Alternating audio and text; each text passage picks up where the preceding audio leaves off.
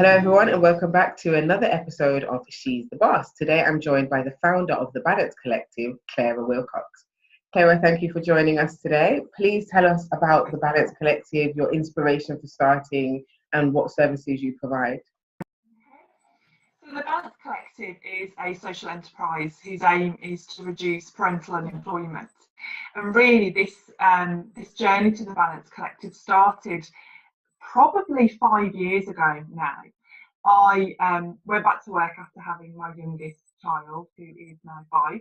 And even though I was going back to a job that I really enjoyed with a really supportive team and the ability to work flexibly, I really struggled going back to work. Cried every day for about a month, very anxious, felt like I'd lost my mojo really and couldn't quite understand it. And through conversations, I thought, well, if I feel like this when I've got this support network around me in a job that I enjoy, how are people feeling when they don't have all of that? And I got a little bit of coaching myself. It wasn't really what I wanted. What I wanted was a coach who could understand the intricacies and the challenges of being a career motivated working parent. And even though the coach was great, it still wasn't really what I wanted. So I did what a lot of people do and started looking at what else was around. And I could see then in 2013, a lot of the maternity coaching support seemed to be focused around the south of the country. Or you could look for job sports for flexible working. And actually, I thought, well, like a lot of people do, I can't find what I want. So therefore, other people are potentially not finding what they want. And I'm going to start something up myself. So my background is sales, recruitment. I've been in recruitment since I graduated from my degree in psychology nearly 18 years ago now. And I pulled all of this experience together to think, well, what can I do to make a difference? So the Balance Collective covers 4 main threads. So as a coach and a mentor, as a consultant, I help people create a work-life balance that works for them. And what's very important for me is that you can be ambitious and still be a parent.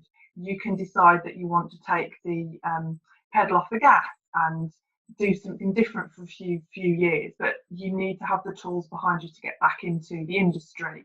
You may decide that actually you want to start your own business, but don't quite know how to pull that all together. Or you may be running your own business as a parent thinking, well, I'm supposed to get decent work-life balance, and you work more hours than you did before. So I pulled together a lot of people that have met me. I have quite a unique view on the world. And I have a background in, as I say, recruitment, project management, leadership, all those types of things. So pull it all together to basically help people create that career that they want.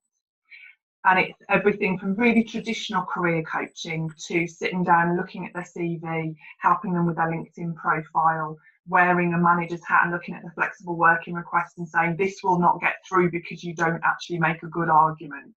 And over the years, it's enabling people really to create what works for them rather than me saying what is, every working parent is going through their own journey. So I just help really hold their hands and give them a bit of a boost at the bum to make a difference rather than waiting for someone to give them permission.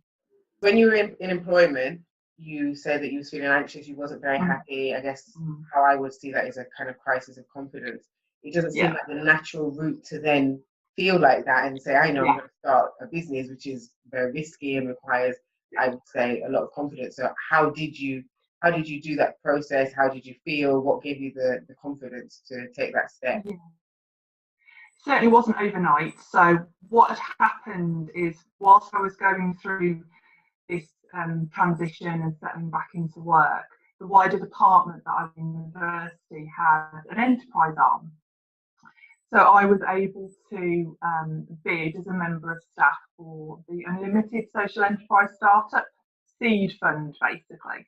So it was a really safe way to look at if there was any type of market for what I was looking for, I suppose. So I did what a lot of people did. An opportunity came up and I basically applied for this grant funding before I had the opportunity to talk myself out of it, which is a bit of is how I tend to do things. If I spend too long thinking about it, I'll start all of the excuses that will come up. So interestingly, when I pitched the Balance Collective originally, it was a jobs board for skilled flexible working with the coaching to be free. And that's how I started. So I was working 4 days, getting my confidence back, getting back into the flow of things, and then setting this up on the side. And it was never my intention for this to be my business 100%. It was always going to be something that I would do in the evenings and sort of dip in and out of. And I think, again, that's where the confidence issue was. I had the safety net of my day job. And then in 2015, I was still procrastinating all the time about the business, was still spending far too long with my designer, just, you know, what the brand would look like, because I couldn't possibly do anything if the brand didn't look right. And I was in the process of looking to, my role at the time was managing an externally funded project, and I was looking to basically bid for more money. Long story short, wasn't enough money, higher education sector, the budget's teeny tiny, and my role was being made redundant. And what was really interesting is, so this happened in the March, when we were going to be made redundant in the October. So we were really lucky, in a weird way, we had this lead time, and I was managing the process and the team, and actually what was happening, I was having a lot of conversations internally with people, and people were making assumptions that I was going to be staying at the university and working in certain roles. And the idea of staying in a stable job scared me more than leaving and going into this business 100%. So obviously that massive crisis of confidence and anxiety that I'd gone through in 2013 when I'd gone back to work, that had settled, I'd worked my way through it. I'd been setting up the business on the side, doing a lot of market research and understanding what I wanted out of the business. I was doing my coaching qualification, and it was a bit of a crossroads really, that I could stay at the uni and keep all those nice secure things, the sensible option, or I could take the opportunity to go into this. Took the voluntary redundancy, so that gave me financial wiggle room. Cut back on my outgoings and thought I'll give it a year. So that was beginning of November 2015, and I'm now still around and still doing things. So yay! But yeah, you know, it wasn't, and I don't know if that redundancy option hadn't come up, the business would be here. But I don't think it would be as impactful as it is. I don't think I would be doing and meeting the type of people that I'd be meeting, because I'd always have that safety net of the day job. And just to go back, before you said that initially you wanted to do a jobs board. I, similarly to you, well, not kind of similar, I ran a business and then I went and had a baby, and then I was thinking, okay, maybe I should go and do some work, and was looking for a part-time role. And similarly to what you said, I found that all of the kind of flexible part-time working options and opportunities were much more based in the south. So I feel that there is a real gap in the market for a portal for the Midlands and I guess more the North. Is it something you'd revisit? Is the first question. And the second question is, why do you think that in the Midlands specifically there seems to be much less understanding of the benefits of providing flexible working? So I'll answer your second question first, if I can. So I think that there's massive issues in the Midlands region about retention of staff. So my previous role, I was working with students and graduates that were finishing their degree, and I was working on a project that was looking to keep people in the region. And the really interesting thing that I find is that this is almost mimicked when it comes to parents. So you've got a massive skills gap in the Midlands. You've got really talented people that are leaving potentially before they become parents, to go to Manchester or go down south. So that tends to be where the concentration is when they're looking to getting people back into work or supporting organisations. The majority of the businesses in the West Midlands, at least, are small to medium enterprises. So they're owner managers, they potentially have, 50 employees or less.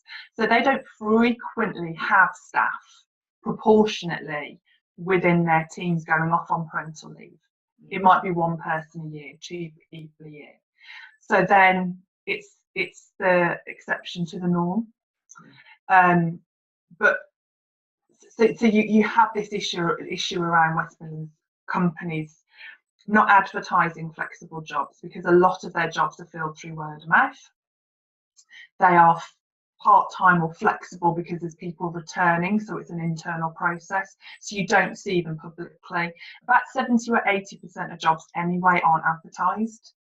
And then you have the issue that historically it's a very industrial region, so people tend to think about their 9 to 5, Monday to Friday.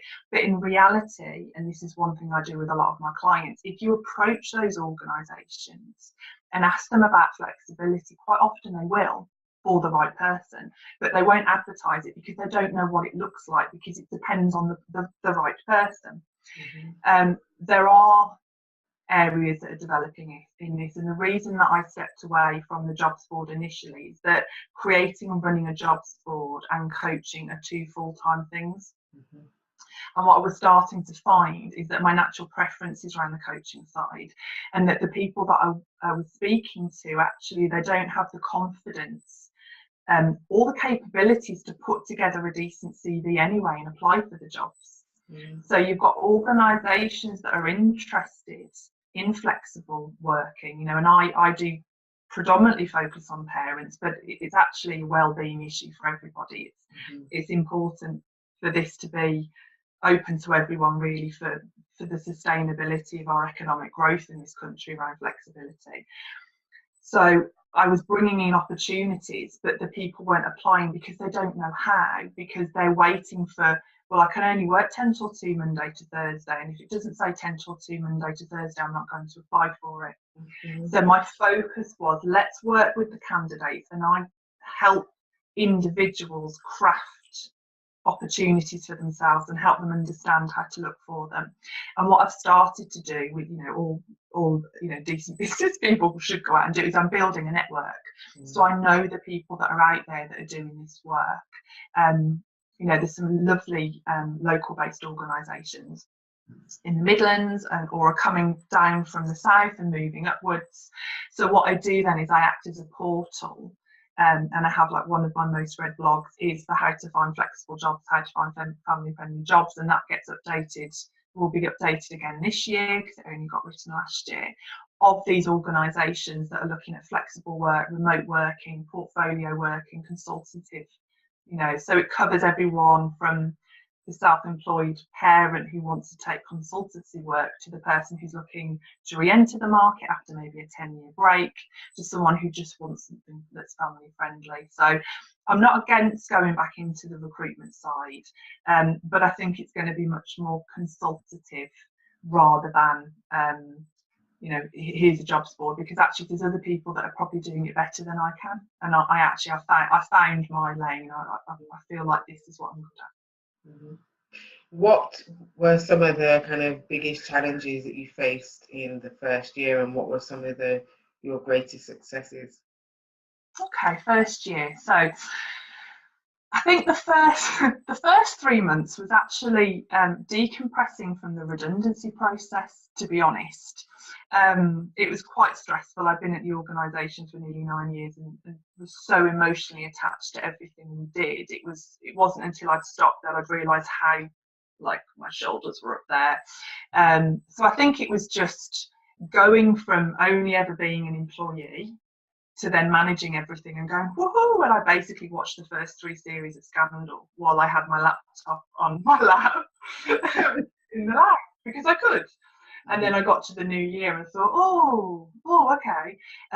I had been very, unlike some people that go self-employed after redundancy, I was able to be very vocal about that. So I secured a couple of short-term consultancy contracts before I'd left, so I had that there. So from that business development perspective, I didn't worry too much about money in the first year, but I think it was just finding the new version of me. So I was very well known in the student and graduate space. That was where I was working, and the organisation I worked for, I'd say the brand name, and people go, oh yes, I knew that. So it was trying to rebuild that brand, and people that knew me and I told them what they were doing, they got it, and they trusted that I could do what I said I could do. It was just learning what my voice would be, and you know, understanding the tone, and you know, getting my head around all of that really. And I think you have this vision of entrepreneurship giving you this freedom, but when you've been used to having KPIs and performance reviews and weekly meetings with your manager, it's quite surprising how unsettling it is, and you have to quite quickly re-establish a different group of people that understand what you're doing now. So that was the biggest challenge. How did you find the voice? And I speak on my channel a fair bit about when I sold my first business and then was in this kind of limbo, and I really struggled to find who is the real Daniela. So what were the steps that you took to find yourself? Yeah, I think it was just a couple of things. So saying yes to things. If people came to me, I'd say yes. I'd trust my gut a lot more.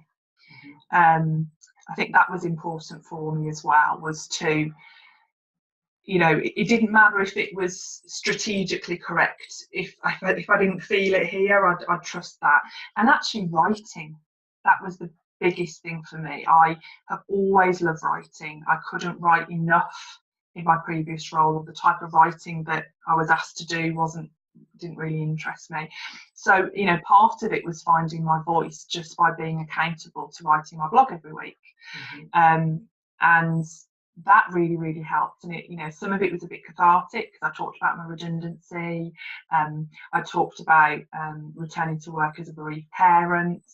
You know, some of these things that actually people don't talk about very often, but I was able to do it in a way where I almost didn't write for people, I wrote for me. And actually what I started to realise is that I was the type of person that I wanted to identify with.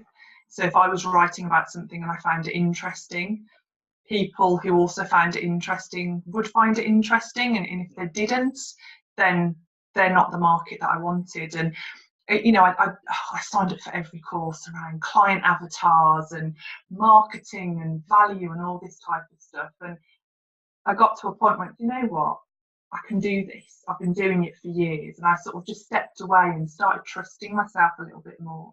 But I think the biggest thing for me, and it's the one thing I talk about a lot with my clients, is literally finding my voice with the writing, and then moved on to Facebook Lives. And if someone asked me to talk, I'd say yes, and I'd bring my glorious, bizarre view on the world to talk, and it seems to be working. And I think as the years progress, I've you know, and it's probably taken until the latter part of the last year that I think I've finally peeled off that last part of corporate, and I feel like I am truly me, but it's taken a bit of time. And this process may have happened if I'd stayed in employment. I don't know.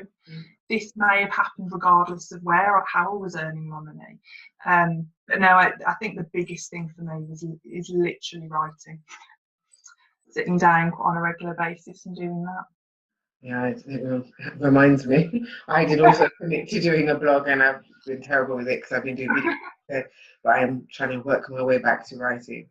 What have been some of your biggest successes? What are you most proud of? Oh, wow. So I think a couple of things really. So last year I was asked to partner up with an organisation who do on-demand career. It's called Career Cake, and I was approached. I've got 2 courses with those, and I think what was really lovely about that is that they basically sat back and watched me on LinkedIn, sharing my blog, sharing my thoughts, and thought, yeah, I like that. And it, you know, however much I bang on with my clients about you don't need other people's validations, it was really nice to get that validation. To go, oh, because I was, again, you know, as I said earlier, I was getting into that swing of just, you know, talking and finding my voice. So there was that element. On a personal level, was going through a really competitive process to get onto the school for social entrepreneurs. And again, that was something that I had gone to an open evening, thought, yeah, we want to look into this, and then pushed back on a little bit because I think I was so jaded by external funding before. That child of me was like, I don't want to deal with paperwork, and again, did the usual thing of going, right, I'm going to do it, filled in the application, and I think there was nearly 200 applicants for the year that I went on, and I ended up being one of 44, and then one of about maybe 38 that actually finished it, and I was awarded Peer of the Year, one of the Peers of the Year for that as well, which again was really lovely because sort of I existed in a particular world for a very long time, and then got very driven about social entrepreneurship, but didn't really know anyone in that space, and not only to get onto that course and manage to stick to it, because when you're building a business, it's it's a big commitment, but also getting that recognition, because again, I was just rocking it once a month and being me, and I felt like I was just sticking my nose in other people's businesses, but I think they seem to appreciate it a little bit. So those are the two things, and it's given things like that. It's given me the confidence to push myself in areas where applying for certain things can make me feel nauseous, and I know if I'm doing things that makes me feel a little bit sick, it's good. So I'm every single time I take a little bit of a risk and put myself out there a little bit more, and so far I've met so many wonderful people online in real life, and it's opening up a really amazing world for me. I think the third point, if I may say, is that I have been so very vocal about being a bereaved parent and the sort of mental health impact of that, and I share it very occasionally, but also seeing the response from that as well is really important for me, because I think so many of us as parents and entrepreneurs, because there's a big mental health conversation around entrepreneurship, don't talk about things like that, and people tend to meet me and have a perceived idea about who I am and how I feel and what I do, and actually being able to be a little bit more vulnerable, because that's quite a difficult thing for me. I like to fix everything, and being quite open about that. I get messages about how it helps other people, and that's really special as well, because I am running a business, but it's about the long-term effect is about helping other people. So when I get things like that as well, that's quite hearing the response from that vulnerability, when some people don't share that, don't talk about that, shouldn't mention things like that, it's not professional. And actually when I go, no, I'm going to do it, and the response is really positive, I think that's another success as well for me. How did you come to the decision of opening up and being that vulnerable? And especially when you would have had people saying, no, don't do it. What kind of made you say, actually, yes, I am going to do this? And what were the reasons why, if you don't mind me asking? I think part of it is almost like it's in the zeitgeist at the moment. It's very much in general conversation. So I'm quite aware of the fact that I'm not an innovator. There's other people that have been out there and they've done it, and they've paved the way for other people. So part of it is supporting other people that are going through similar things and actually joining in a wider conversation, and that's important. When it comes to returning to work as a bereaved parent, that's because behind the scenes, a lot of conversations I have with people is that it's adding another layer of complication and stress and anxiety into the lives of individuals going back to work, and managers not knowing how to deal with it. And I've heard some real horror stories on both sides. So I'm quite unique in that what I do doesn't come from a place of being treated badly at work. I know there's a lot of people in the arena that I work in have been pushed out of their jobs legally, illegally. There's some terrible things out there. I've been really privileged that when I went back to work with both my children, I was able to negotiate flexible working. It didn't impact my career progression. When we lost the losses, I was really supported, really respectful, brilliant. So therefore, what I want to talk about is that it can work, and this is how people should treat people. as a case study, I suppose, and as an example of it doesn't have to be like this. But also having, gone through particular processes myself, to show that things can get better, and it's a bit like why I started the Balance Collective, why I'm so open about certain things, is that I'm the person that I needed to hear from when I was in that position. And if I can just help one person, then that's great, really. So, and I think a lot of it came with that pushing the boundaries of risk, and okay, well, you feel like you can't not talk about it. I think it's the best way to describe it, that actually it would be doing a disservice to talk about returning to work and career progression, because actually I write for a couple of places, and the decision to leave a stable job and go into the business was partly from a place of going through something that for us and our family was quite horrific, made you realise what you're prepared to risk. And that I'd leave this job, leave this really stable organisation and go into the business, because you know what, if it doesn't work, I'll go get a job. And I genuinely don't think, pre what we went through with losing my little boy in the miscarriage, I would have felt like that, because my job was everything. The title, career progression, financial stability, all those types of things was really tied into me. So it's part of what started to happen. Is I'd be out and about talking to people, and this would come out, face to face, and then the people's reactions were like, you need to talk about that to other people. And then that's what happened, the blogs, the lives, the presentations and things. And I think, I'm 40 next year, I've got to a point, I'm like, do you know what, life's too short. You don't look anywhere near 40, by the way. Good life. I think it gets to the point where we go, do you know what, there's role models in my life that I have aspired to be like, and actually I kept quite a Teflon, everything's fine, and that isn't a healthy way to live. So I've sort of broken apart and rebuilt myself, and hopefully that can help other people. But the first time I wrote about it, I was terrified. I wrote the post and I didn't share it for about 3 weeks. So there's up there with a blog post my daughter's written, ironically, my flexible working jobs board, this blog post is one of the most read blog posts, and it still gets picked up all over. But yeah, it was joining a conversation. I didn't start a conversation. It was definitely sort of following the lead of some other people that I really respected as well. Do you think that as a woman in business, or a woman in a professional career, is pressured into maintaining this kind of, I am a superwoman, I don't have feelings, I can do this to fit into what we'd call a man's world? Do you think that do you think that pressure still exists, as it did, I guess, many years ago, where it was this kind of stiff upper lip and you have to hide your feelings and you have to be masculine to get ahead as women? Do you think that still exists? I think less so. And as my career progressed and sort of moving from private sector to public sector, you do see a shift. But there is this element of, having to be okay, and I think it's more about the pressure that you're on to stay on the side of the business.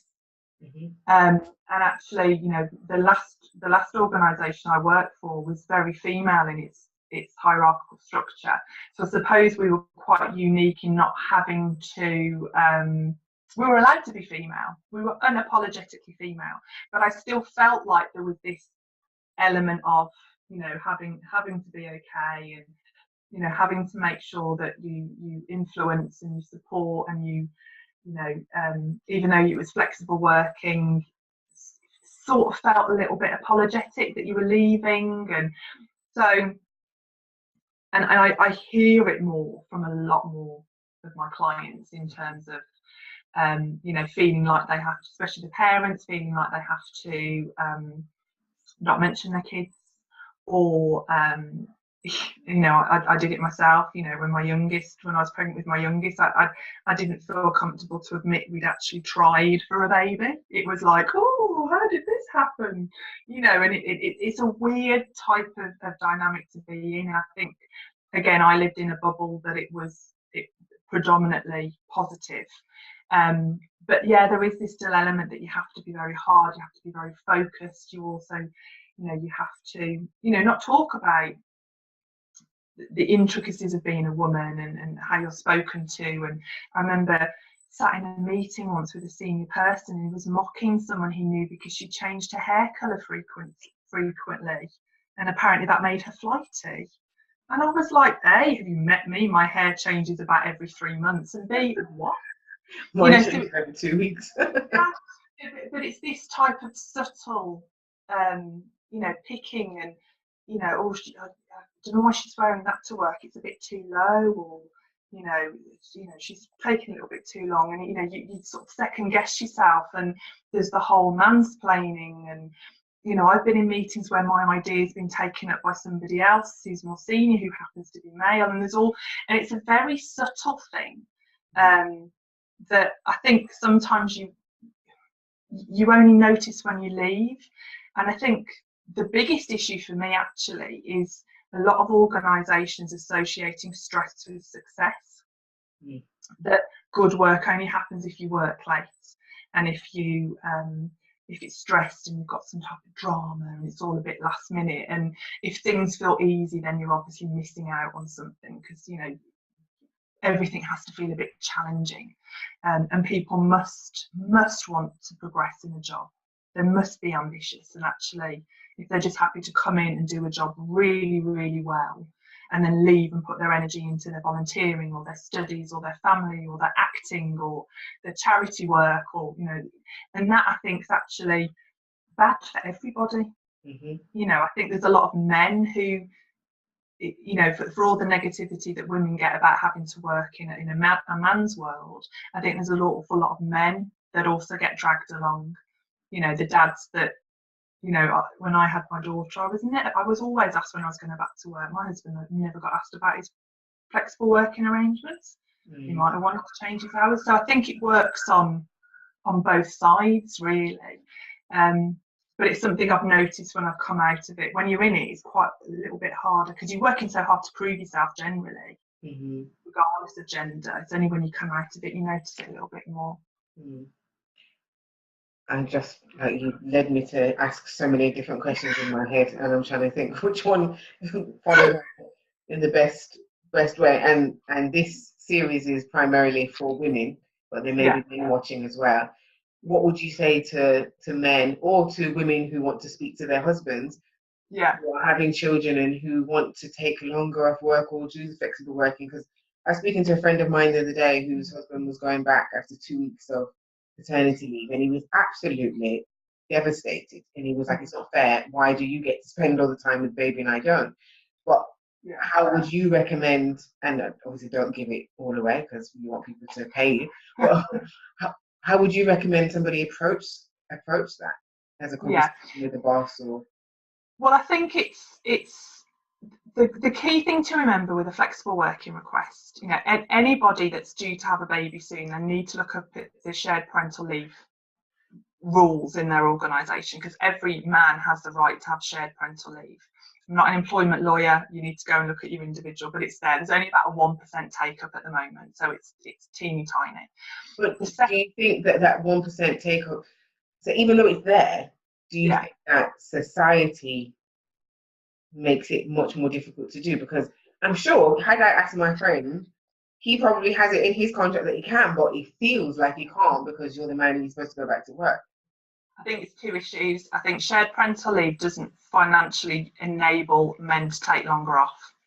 So, similar to the female standard statutory, it's it's £200 a week or something. And if the partner, the male or female partner, if the mum is having to drop down finances, the other partner can't always afford to drop for longer if the company is only providing the legal minimum. So there's that's an issue, especially with the way costs are at the moment. The second thing as well is that people, as a rule, don't understand, when we talk about flexible working requests, how to put one in properly. So the people that are administering it don't really understand it, and then the people that are applying for it don't really understand it, and it's a negotiation process. People do think it's a right to get flexible working, and it isn't. You know, it'd be great if it was, but it's not. You have the right to apply. Most organisations will just whack down the business case reason. No, can't have it. Business is going to have an impact. So people don't actually use their insider knowledge, which is everything they know about themselves and their job and how they're measured, to restructure their day or restructure their hours. And it's about starting conversations as early as possible. People can apply for flexible working once a year.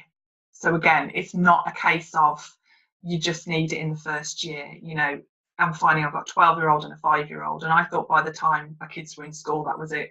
You know, I've got my eldest in secondary school now. She needs something totally different than what, you know, my 5-year-old needs. My 5-year-old's very different to what my eldest was at the same age. So, you know, flexible working can be put in every single year, but shared parental leave, it's very, very important that the man or the partner, whoever the partner is of the mum, starts talking to their management sooner rather than later. And what happens is all of the focus is on the pregnant person, and then, you know, the other partner, the dad, whoever the other partner is just sort of pulled along.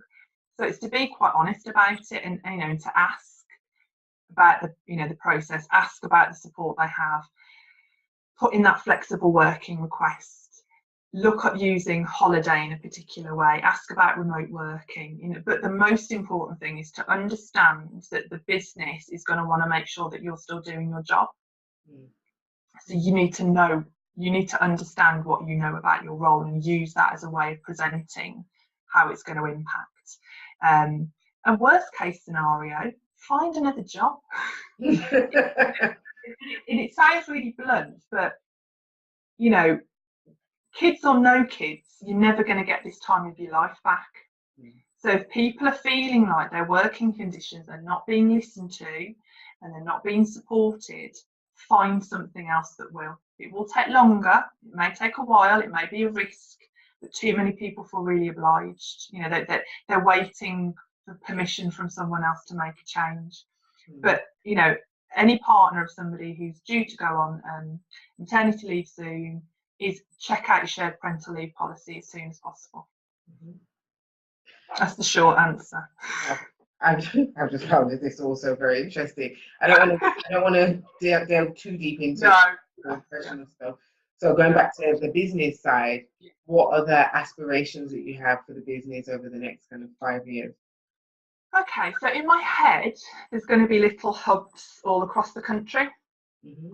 So I'm working on finding people that I think in a similar way to I do. There's a lot of people in coaching that it's all about big, scary, hairy goals and get your next million. Actually, I'm like, well, no, some people just want to have a really nice, calm life, and they want to work out a way of making that happen. So it's trying to find people that will, because there's only one of me, that, you know, can offer that support. So the long-term aim with the business is that I will make enough profit that parents, predominantly mums, can apply to for grants to help them upskill or retrain. In the short term, I'm doing workshops for free for long-term unemployed parents, job centres and things, job clubs and things like that. But in the long term, that's how I see it happening. I've got two books planned. One around the bereaved parent story, not the story, but my experience.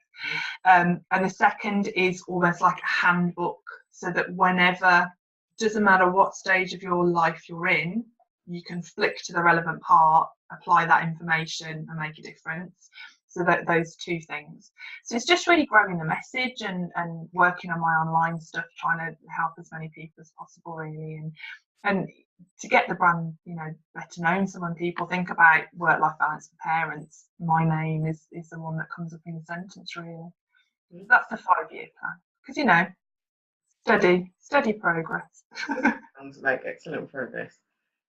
3 pieces of advice you'd give to someone who in work thinking of packing it all in to pursue a career in entrepreneurship, somebody wants to start a social enterprise, what 3 pieces of advice would you give? Okay. Don't do it, Nando. Don't do it. Say first piece of advice is just know why you're doing it. So it's about linking to what your measures of success are. However many people will tell you, you're not going to make a lot of money in the first 5 years of starting up a business. You're going to earn money, you're going to make a living, your life will be enriched in a whole range of ways that you never thought possible, but you're not going to be turning, or it's unlikely you're going to be turning over 500,000, a million, like a lot of people promise. So you've got to really be sure why you're doing it. And that could be, you know, it's linking into your values. So for me, it's about having balance, and surprisingly, it's about making an impact. It's about having flexibility. So it's really get to the core of why you're doing what you're doing, because that will feed into everything from your marketing to your sales strategy to your personal motivation. The second, I've alluded to it as well, is to be realistic about money. And this is 2 things really. So know what your outgoings are, personally and your business, and manage that, but also know your value. Do not undercharge yourself, because everyone will. I did in the beginning, but make sure you're really clear about what you're worth. So that could be taking a little bit of time and working out how much you've earned over the last 10, 15, 20 years, how much you've paid for personal development, you know, all those types of things, to get really clear on your value. And then the third thing is, which I think was the hardest thing for me, is that you don't actually have all the answers. You're probably going to have to do everything at the beginning. You will make mistakes. You'll possibly do things that won't work, but you need to make sure that you research, you outsource when you can afford to, but also make sure that you work at a pace that's comfortable for you, because you're not going to know everything. And especially if, like me, you went from having a team and a budget to just you, it's very easy to get quite busy doing things that actually aren't going to actually make a difference to your business. Mm-hmm. I've really enjoyed our conversation this evening. No, I really have. It's been really, really interesting and really informative, and I hope you watching have enjoyed it too. If you have, please remember to click like on the YouTube channel, and if you haven't already done so, please subscribe to the channel. Clara, if people want to find out more about the Balance Collective, where can they go? On Facebook, so as the Balance Collective. I'm also on LinkedIn, Clara Wilcox. I pretty much accept every person that wants to connect with me. They tend to be the 2 main places that you tend to see me as well. So the Balance Collective on Facebook, or Clara Wilcox, which is CLARA Wilcox on LinkedIn.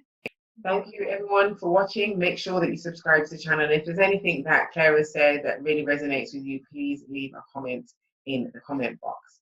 If you aren't already doing so, please follow me on Instagram. It's GenusEC. Also on Twitter, GenusEC, and visit our website, www.genusec.com. If you're interested in being part of She's the Boss, please drop me an email at hello@genusec.com. Thanks for watching. Bye.